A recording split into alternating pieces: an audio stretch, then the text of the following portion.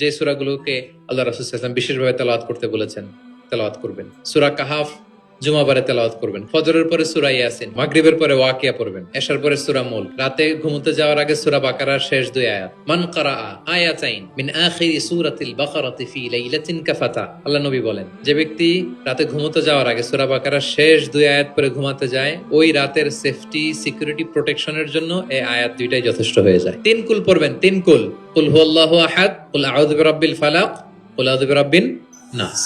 3 কুল পড়বেন ফজরের পরে, মাগরিবের পরে, বিছানায় ঘুমোতে যাওয়ার আগে। আল্লাহ রাসূল সাল্লাল্লাহু আলাইহি ওয়াসাল্লাম এগুলো পরে হাতে ফু দিতেন, লম্বা একটা ফু দিয়ে সারা শরীরে এরকম মেসেজ করতেন, মাস্তাতা, যতটুকু সম্ভব হয়।